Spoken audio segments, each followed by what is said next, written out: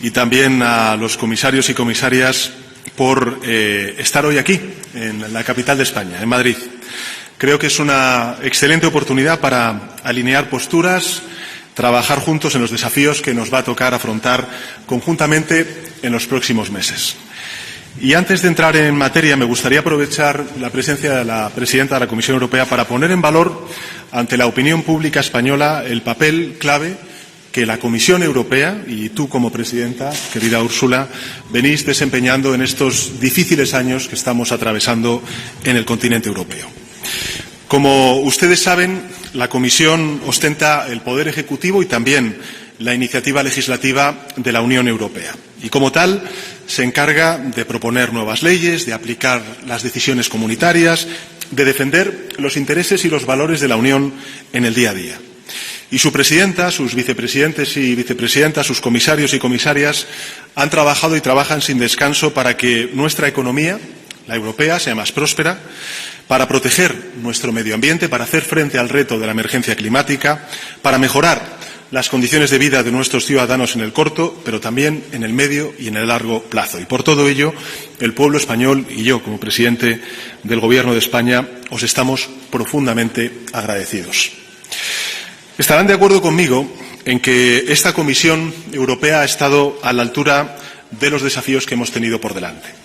Incluso cuando las circunstancias se lo han puesto, y nos lo han puesto a todos, muy difíciles. Miro hacia atrás y recuerdo las muchas crisis a las que nos hemos enfrentado juntos. Recuerdo los largos días y también las interminables noches en las que trabajamos codo con codo para lidiar con una pandemia felizmente superada, la de la COVID-19, ahora la invasión rusa en Ucrania o, en el verano de 2021, la caída del gobierno afgano. Y en aquella ocasión, España, como saben, acogió el hub europeo para recibir a los refugiados y a las refugiadas, sobre todo a las mujeres afganas. Un acto de responsabilidad y de solidaridad que la presidenta de la Comisión Europea, en la visita que tuvo ocasión de hacer a Torrejón, a la base militar de Torrejón, dijo que España era un ejemplo del alma europea. Y quiero que sepan los comisarios y comisarias y también la presidenta de la Comisión que con ese mismo espíritu es con el que afrontamos ahora nuestra presidencia rotatoria del Consejo de la Unión Europea. La responsabilidad que recae en nuestras manos es inmensa, somos conscientes de ello. Europa se está enfrentando a nuevos desafíos, también dentro pero fuera de nuestras fronteras. Y para superarlos, la inacción no es una opción. La Unión necesita hacer cambios, tomar decisiones, adoptar medidas, avanzar en definitiva, y debe hacerlo bajo nuestra presidencia, que será la última plenamente operativa del ciclo legislativo, ya que las elecciones del Parlamento Europeo, como saben, se celebrarán en mayo de 2024 y, por tanto, estos 6 meses van a ser muy importantes para avanzar en toda la acción legislativa. Somos muy conscientes de ello. Por eso, lo primero que le he transmitido a la presidenta de la Comisión y al Colegio de Comisarios es que el Gobierno y el pueblo de España van a cumplir con su deber, con nuestro deber. Vamos a actuar como un intermediario imparcial, que es lo que nos corresponde, facilitando acuerdos, coordinando debates constructivos, impulsando todos aquellos expedientes que sigan abiertos con el objetivo de cerrar el mayor número posible antes de que acabe el mes de diciembre. Pero además queremos perseguir 4 ejes de acción que consideramos especialmente prioritarios y, sobre todo, en este contexto tan complejo como es el que estamos viviendo. Y me permitirán un breve repaso de los 4. El primero de ellos, lógicamente, es el presente y el futuro de Ucrania. La agresión rusa lo que ha hecho ha sido sacudir los cimientos de la comunidad internacional, de un orden internacional basado en reglas, y nos ha devuelto preocupaciones y también viejos fantasmas que creíamos superados. Pero el mundo entero debe tener claro que no vamos a retroceder ni un solo paso, que la Unión va a apoyar a Ucrania mientras dure esta invasión y que lo hará también en la larga y próspera paz que llegará después, esperamos, más pronto que tarde. Bajo nuestra presidencia vamos a seguir defendiendo a Ucrania en todos los ámbitos, por supuesto el político, también el financiero, el militar, el humanitario, y vamos a seguir acompañando a Ucrania en su camino a la adhesión, observando los pasos que marcará la Comisión Europea en su informe de otoño. Europa y Ucrania juntos hasta la victoria final. Y así lo hemos acordado en el seno de las instituciones y así se lo transmití personalmente al presidente Zelensky y al Parlamento ucraniano el pasado sábado en Kiev. Permítanme, además, en este asunto, en este capítulo sobre Ucrania, permítame hacer un inciso para lamentar profundamente el fallecimiento de la escritora Victoria Amelina y otros tantos compatriotas por las heridas sufridas en un bombardeo ruso. Victoria cambió su carrera como escritora de ficción para ser la voz de la injusticia y de la infamia. Descanse en paz y toda nuestra solidaridad a las víctimas de esta cruel guerra. En segundo lugar, hemos conversado sobre otro de los grandes desafíos a los que se enfrenta la Unión y es el reducir las vulnerabilidades externas, reforzar eso que hemos llamado la autonomía estratégica abierta, para que los problemas de suministro, la espiral inflacionaria ocasionadas por la pandemia, por los cuellos de botella en la cadena de suministro global o también el conflicto con Rusia no vuelvan a producirse. El orden internacional está cambiando, Europa debe cambiar en consecuencia con él. Tenemos que aumentar nuestras capacidades productivas, fortalecer nuestro liderazgo tecnológico, garantizar nuestra seguridad económica, de lo cual ha hablado, mejor dicho, la Comisión Europea y también el alto representante, diversificar nuestras relaciones comerciales, prestando especial atención a aquellos países amigos y muy próximos a nosotros. Bueno, yo creo que la Comisión ha dado ya grandes pasos en esa dirección y nuestra presidencia lo que va a tratar es de concluir varios expedientes claves como las normativas sobre las materias primas críticas, sobre la industria cero emisiones o sobre la inteligencia artificial. Y además, la presidencia española propondrá a la Unión una visión estratégica para seguir avanzando en esta agenda de aquí al año 2030. Una visión que hemos construido a lo largo de casi un año de trabajo, con estrecha colaboración con unos 80 ministerios de los 27 Estados miembros, así como los equipos técnicos de la Comisión, de la Secretaría del Consejo y medio centenar de representantes del sector privado. Una visión que identifica tecnologías, bienes, servicios, materias primas concretas que la Unión debería y podría producir en esta década de forma competitiva, que revela formas en las que la transición ecológica y el refuerzo a la autonomía estratégica europea pueden trenzarse y retroalimentarse, y que aboga precisamente por eso, por el lanzamiento de una nueva expansión comercial que aprovecha la coyuntura global y las ventajas competitivas de los Estados miembros de la Unión Europea para consolidar el que la Unión sea un actor económico y político de primer orden en el año 2030. Presentaremos esta visión a la opinión pública en los próximos días. Se la propondremos formalmente a los jefes de Estado y de Gobierno de la Unión en el Consejo Informal que vamos a celebrar en la ciudad de Granada el próximo día 6 de octubre. Y todo con el objetivo de contribuir a la prosperidad y a la resiliencia de Europa y a la nueva agenda estratégica de la Unión que se va a aprobar a comienzos del año 2024. Y en este proceso creo que Europa necesitará muchos más aliados de los que tiene y desde España estamos convencidos de que la región de la América Latina y el Caribe puede y debe ser una de ellas. Por eso hemos organizado una nueva cumbre Unión Europea-CELAC que se va a celebrar, como saben, el 17 y 18 de julio y en el que se van a debatir nuevos vínculos comerciales, financieros entre estas dos regiones. Una cumbre que ha contado desde el primer momento con el apoyo decisivo de la presidenta von der Leyen y que esperamos servirá para marcar un antes y un después en la historia de las relaciones entre la Unión Europea y la América Latina y el Caribe. En tercer lugar, hemos conversado sobre los avances en la transición ecológica en la que el Gobierno de España está muy implicado, en la adaptación medioambiental, que es, como saben, una de las principales prioridades de la presidencia española. Este es un tema en el que el Ejecutivo español y la Comisión Europea estamos totalmente alineados. Ambos sabemos que la mejor forma de actuar contra la crisis climática no es negar la evidencia o mirar para otro lado, como proponen algunos, sino afrontar el reto y convertirlo en una oportunidad para reindustrializar nuestro continente, para crear nueva economía y para crear nuevos empleos. Y por eso vamos a seguir trabajando para lograr un acuerdo sobre la reforma del mercado eléctrico y agilizar la tramitación de los expedientes vinculados con el llamado paquete Fit for 55 y la economía circular. Y en este sentido yo creo que España y la Comisión Europea también coinciden en la necesidad de tener una economía que, además de ser más competitiva, sea más justa y solidaria. Y por eso trabajaremos para una adecuada revisión del marco financiero plurianual 2021-2027, para una reforma de la reglas fiscales que permita superar esa respuesta fallida a la crisis financiera, combinar la sostenibilidad de las finanzas públicas con la correcta financiación de estas dos grandes revoluciones a las cuales tenemos que dar respuestas desde una perspectiva de integración social y territorial, que es la transición ecológica y la transformación digital. Y, por último, hemos conversado sobre el Pacto de Migración y Asilo. La presidencia sueca ha hecho un gran trabajo y yo quiero ponerlo en valor. Y nuestra voluntad, la del Gobierno de España, la de nuestro país, es construir sobre lo ya conseguido y forjar los compromisos que nos permitan alcanzar un acuerdo equilibrado en el que todos nos sintamos cómodos y también representados.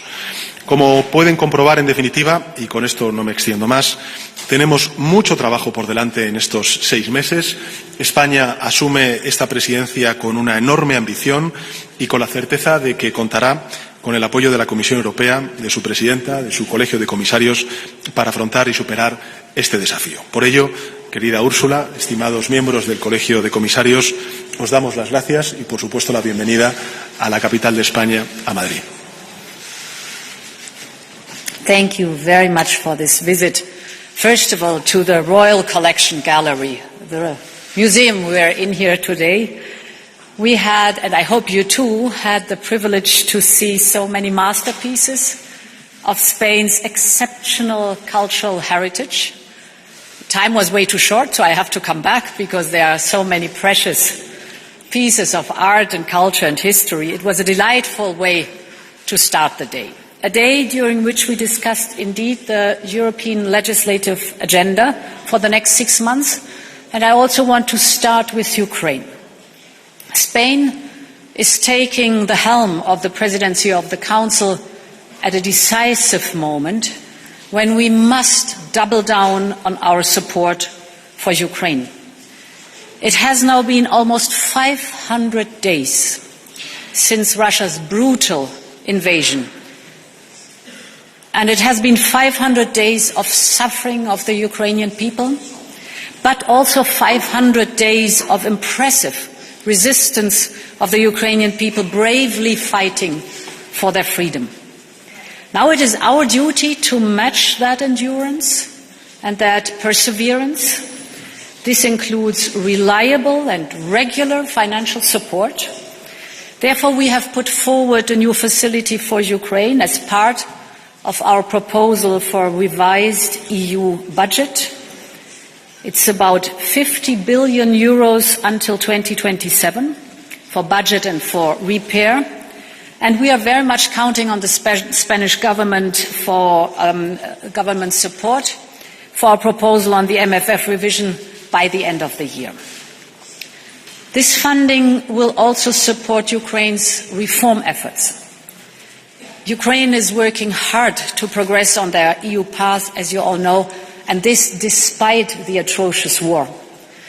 So the Commission will present the progress report on enlargement, and the Spanish presidency will have to steer very skillfully these very important discussions on Ukraine accession path in the fall.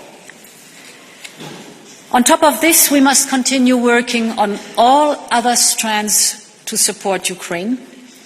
First, the sanctions, to keep a high pressure on Russia while cracking down on circumvention. Second, providing the Ukrainian forces with what they need to be successful on the battlefield. We have been delivering military equipment to Ukraine. We have been stepping up efforts to jointly procure for urgent supplies. Now we need the Spanish presidency to secure swift political agreement on the so-called Act in Support of Ammunition Production. It's a long name. In short, the abbreviation is ASAP, so that we can deliver more ammunition to Ukraine and at the same time replenish our own stocks as well. The third point for Ukraine is on accountability. Today, the International Center for the Prosecution of the Crime of Aggression starts its very important work in The Hague. It is documenting Russia's war crimes so that they can be brought to justice.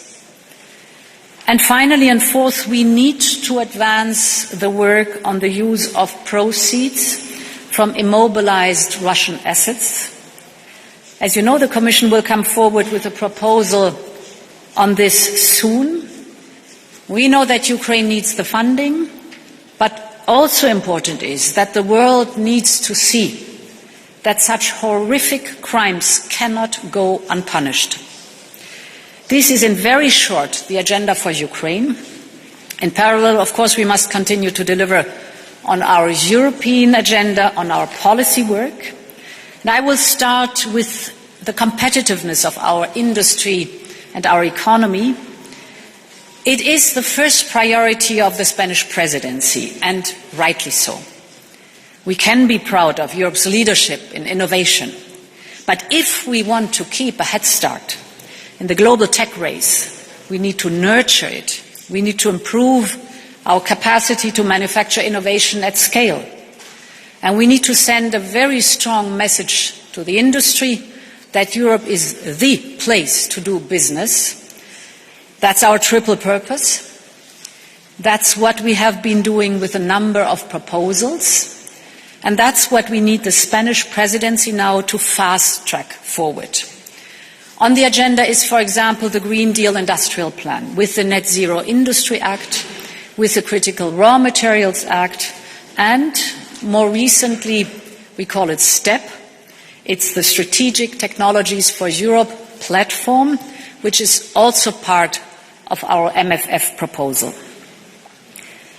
Our European agenda includes also our digital proposals, in particular the Artificial Intelligence Act, which we need to conclude, and, very important, the agenda includes the reform of the EU's fiscal rules.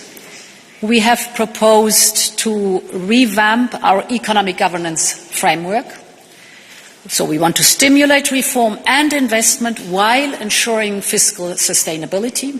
Here again, we count on the Spanish presidency to steer and to conclude it by the end of the year. All this work on promoting our competitiveness will create good jobs, and it will create growth. And it will make our economy more robust, and it will make it more resilient to risks. In sum, it will strengthen our economic security. Economic security is the word that increasingly is an important topic for Europe and our international partners. And here too, we count on the Spanish presidency to take it forward, the economic security strategy that we have presented. Not only do we have to use the existing tools that we have developed, but also we have to discuss new ones. And it means, crucially, that we need to build strong partnerships across the world. And that is where Spain, with all its global clout, can really make a difference. I very much welcome the emphasis the Spanish presidency puts on trade and cooperation in the presidency program. We already have an important event coming up. It was mentioned, it's the CELAC summit. Mid-July, it's the first such summit with Latin America and the Caribbean since 8 years, and a lot is at stake. I cannot refer to all the topics that are on the agenda, but most importantly, we want to push forward our EU-Mercosur trade agreement. We want to push it towards the finish line. We have a key agreement with Mexico that we want to finalize too. So I here too count on the Spanish presidency. And finally, there is the agreement with Chile that is politically already ready to go, so we just need to formally sign it during this presidency. My last point will be on migration.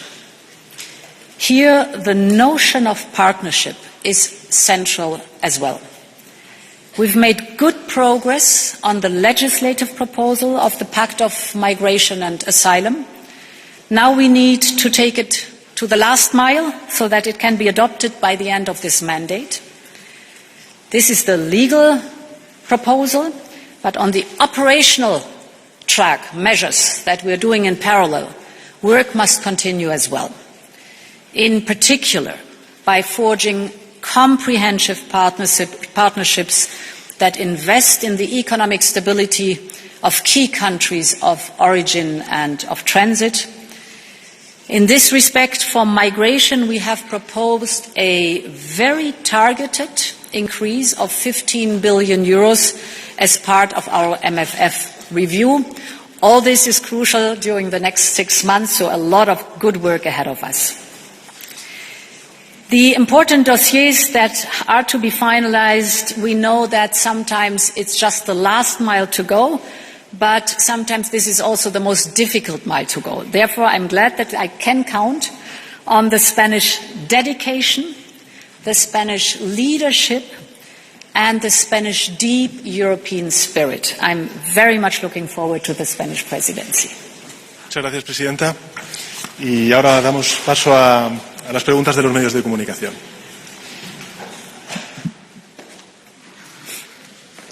Muy bien, pues vamos a comenzar con un medio español, con la agencia EFE. José Miguel Blanco. Gracias, buenas tardes. Para ambos, respecto a los objetivos y prioridades, han hecho referencia al Pacto sobre Migración y Asilo. ¿Creen que realmente hay posibilidades de cerrar un acuerdo durante la presidencia española, teniendo en cuenta las dificultades que hubo durante el Consejo Europeo de la pasada semana? ¿Y qué piensan hacer para intentar convencer a Polonia y Hungría? Y por otro lado, si en la reunión ha habido algún comentario o se ha trasladado alguna inquietud sobre el hecho de que la celebración de las elecciones generales en España el próximo 23 de julio puedan afectar de forma negativa, repercutir tanto en la agenda como los objetivos de la presidencia. Gracias. Muchas gracias, José Miguel. En relación con la última de las preguntas, absoluta normalidad. No es la primera vez que durante una presidencia de un determinado país se celebran elecciones y España, afortunadamente, lleva ya muchísimo tiempo integrada en la Unión Europea y tiene una experiencia, ha acumulado una experiencia en la preparación de las presidencias rotatorias del Consejo Europeo que va a hacer que precisamente todos estos dosieres, todos estos debates pues avancen y se puedan cerrar en nuestra presidencia, porque creo que va a ser bueno tanto para España como para el conjunto de la Unión Europea. Y en relación con la primera de sus preguntas sobre el Pacto de Migración y Asilo, lo he dicho en la intervención inicial, yo creo que es muy bueno lo que ha hecho y lo que ha logrado la presidencia sueca. Hay que reconocerlo, hay que felicitarles, porque evidentemente de todo el paquete que representa el Pacto de Migración y Asilo han resuelto positivamente dos de ellos. Queda uno, que es el reglamento para la gestión de las crisis, que es donde evidentemente pues España tiene un particular interés, como también otros países de primera entrada, y es donde se va a definir lo que significa la solidaridad flexible.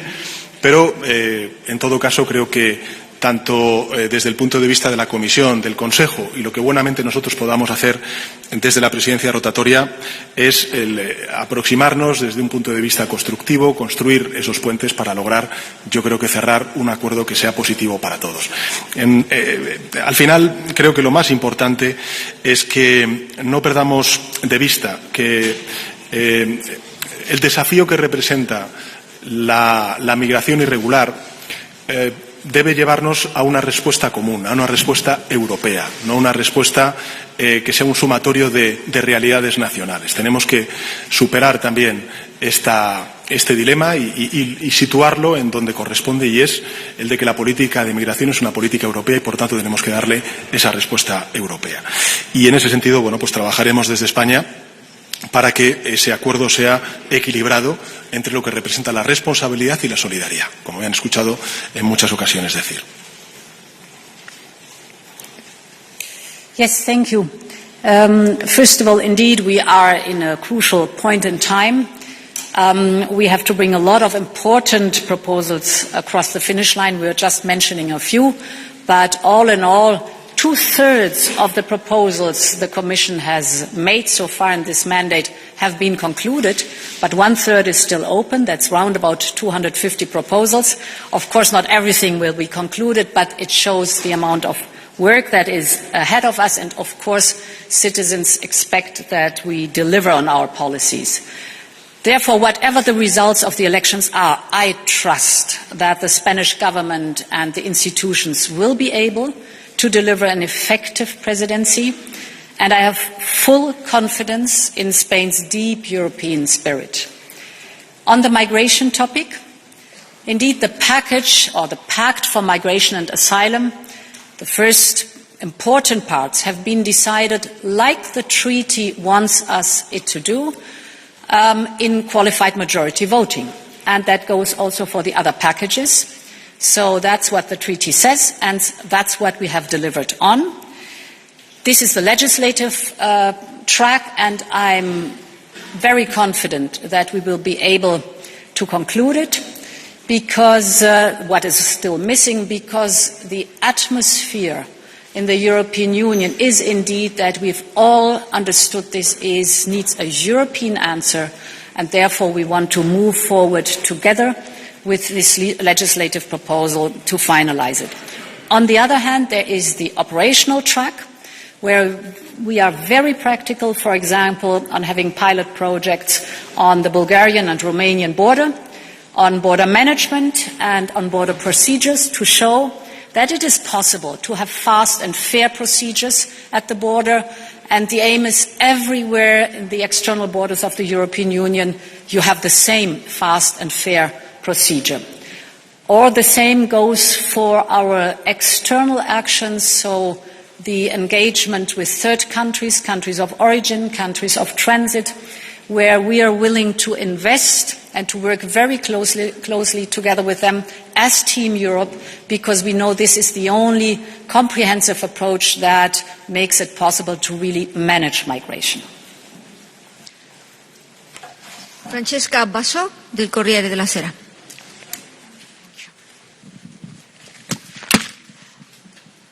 As you mentioned, there are many files that need to be completed, and I'm thinking of migration, of course, but also of the EU budget review, the Growth and Stability Pact, and the files linked to the Green Deal. So what are your expectations? And if there are no agreements, or if there are not good agreements, is there not a risk of helping the populists in the next European election?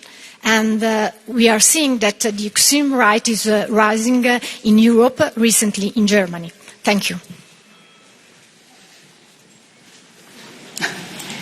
So I'm confident that we will make good progress on these important files, because, as I said, there is an important momentum right now in the European Parliament and the European Council and the respective ministers' councils, that we see that only if we stand together as Team Europe, only if we really manage migration, are we able to really move forward in a way that is the most beneficial for all of us and the topic itself. The same goes for the budget.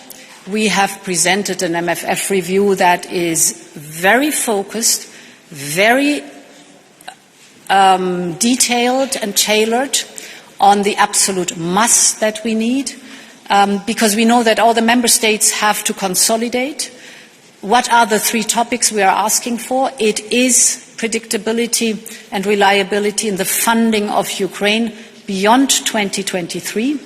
This is necessary because when we negotiated this budget, nobody had an idea that we would be confronted with a war, a Russian war on European soil. We have in the last 16 months dedicated from the European budget 30 billion euros to Ukraine. That was never planned in the budget. So now all the flexibilities, all the cushions are exhausted, and therefore we are asking for predictability for the next 4 years for Ukraine, the 50 billion euros. It is also very important because this is an incentive also for our partners in the UK, in Canada, in the United States. When they see that we commit ourselves, they will commit themselves too in a predictable funding of Ukraine's economic survival. And the economic governance here too, we have to be done by the end of the year. It's an important file, and we know that it is an improvement if we come up with a new economic governance as proposed with all the negotiations that take place now. So I am confident that we will manage. Carlos Cue, del diario El País.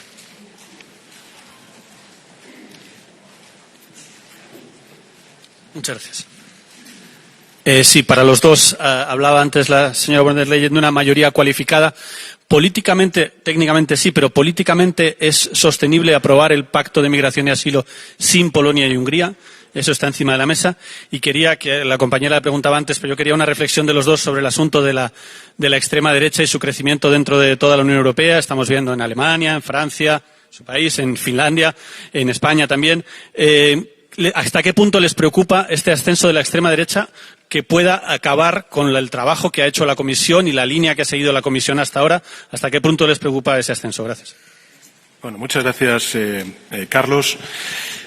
Sobre la última de las preguntas, como entiendo que tiene una derivada de política nacional, lo que voy a hacer es evitar responder, porque estamos, en fin, en una rueda de prensa de una reunión bilateral entre el Colegio de Comisarios y el Gobierno de España. Habrá ocasión de poder hablar sobre ello en otras ruedas de prensa y tendremos a lo largo de las próximas semanas muchas oportunidades para poder fijar posición sobre esta cuestión. Sobre la primera de las preguntas que ha hecho, bueno, es que está en los tratados. Quiero decir que no hay mayor legitimidad política que la de cumplir con los tratados y ser conscientes de que efectivamente existe esta posibilidad de ir avanzando en expedientes que han estado durante mucho tiempo pues guardados en un cajón y que ahora mismo tenemos una opción real de poder cerrar, como es el Pacto de Migración y Asilo. Y en ese sentido, bueno, pues yo espero, como decía antes la presidenta de la Comisión, que podamos cerrar este importante dossier en este semestre de presidencia española. Y creo que sería además para España muy importante y hasta incluso simbólico desde el punto de vista político. España ha sufrido a lo largo de muchos años crisis migratorias. Afortunadamente, en estos últimos años, la ruta del Mediterráneo occidental es la ruta que menores o mejores registros de control de esos flujos de migración irregular está teniendo del conjunto de rutas que existen en el Mediterráneo, y eso también pone en valor la política migratoria que hemos hecho conjuntamente con la Comisión Europea, ¿no? De coordinación, de cooperación, de nunca olvidar que hay, como usted me ha escuchado en muchas ocasiones decir, una dimensión exterior de la política migratoria y, por tanto, de cooperación y de colaboración entre Europa y los países de tránsito y de origen, que creo que debe ser también de inspiración para que podamos llegar a ese acuerdo, ¿no? El que un país de primera entrada, como es España, o en primera línea, como es España, pueda ser, bajo su presidencia rotatoria del Consejo de la Unión Europea, quien logre este importante pacto de migración y asilo, creo que también demuestra la responsabilidad de un país como el nuestro. I want to reflect a little bit on your question, what the extremists are concerned. I think important is for us to deliver on our policies. And I think in a changing world, it is also crucial for us to give confidence and security in these times of change. That must be the hallmark of our policies. If you look at extremists, whether it's the right or the left, they are looking back and they fear any kind of change. We, the democratic groups of the center, we have to show that we have a clear idea how we want to address change that is happening. Climate change is a fact. We have an idea, we have a vision on how to address it and how to tackle the difficulties, but also how to tap into the opportunities that are, for example, the new technologies, the innovation that is behind it, the possibility to show that you can have growth and prosperity while cutting emissions, that you can have prosperity while protecting nature and the environment. The war that Russia unleashed in Ukraine is a fact, and it causes many suffering, a lot of suffering and many troubles to us. But there's also the momentum in it that we as Democrats have to show, and that's what we're doing, that we are confident that we will defend the UN Charter, that we will defend the international law, that we will strengthen the principles that are enshrined for good reason in the UN Charter of sovereignty and territorial integrity. So we have to deliver on our policies and show that we have a vision and an idea how to tackle the problems of change that happens, but also to turn them into opportunities. Finally, Mark Pieperkorn, the Volkskrant. Thanks a lot. Work or not? Yes, now it works. Good afternoon. Thanks for this invitation. Mark Pieperkorn, Volkskrant, Netherlands. My question is about enlargement, because you both mentioned Ukraine. It's not only Ukraine, of course, which needs to reform, it's also the EU. Now, Mr. Sanchez, you will have this meeting in Granada in 3-4 months' time. So could you maybe share with us your ideas about how the EU should reform? And then I mean about the size of the budget, where the money is spent on, where it comes from, size of the Commission, the Parliament. And maybe I could ask the same to Mrs. von der Leyen, because especially if you're aiming for a second term, you will have to deal with it. Thank you. Well, thank you for your questions. I would say that enlargement is on the table. This is true, and of course there will be a debate on the institutional reform, the resources, the common agricultural policy, the cohesion funds, and so on and so forth. But I think the most important question that we must answer is how do we foresee the European Union in the coming years? What are the goals? What is the strategic nature of the European Union in 4-10 years' time? And from my point of view, but this is my point of view, I do believe that we need to move forward a more federalized European Union.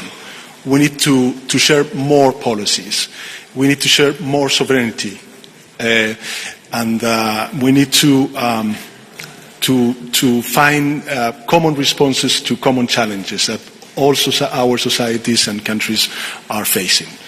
Not only the war, its implications, but mainly the digitalization and the transformation of our society and its impact, and of course the climate emergency. So in my point of view, those things are of course important, because at the end of the day we need to speak about the Commission, we need to speak about the seats in the European Parliament, the institutional reforms, especially the resources, but what in my view is more important, and this is what we need to answer in the coming years, is what kind of European Union we want. And in my view, what we need is a more federal European Union, as actually we did with the pandemic and with the response taken by the European Union regarding the Next Generation funds. I would like to continue with the experiment you were just mentioning. Let's look forward for years and try to imagine what Europe will look like. Can we imagine the European Union will be without Ukraine, without Moldova, without the Western Balkan? And those parts of Europe are under the influence of Russia or China? Impossible. So, the direction of travel is clear. And therefore, now we have to start to think about how are we making sure that Europe is whole, that those countries are part of the European Union, and these are principled decisions that we have to take. We have to discuss how the decision-making process will look like. We have to discuss how the common funding that we have will be allocated, what are common policies that we follow up, and what are the strengths we want to develop in the European Union. So these are very principled questions we have to ask each other. And this perspective of what my future is, we have to address them as soon as possible, because it will take us time to come to a conclusion. That's it. Muchas gracias. Muchas gracias. Good.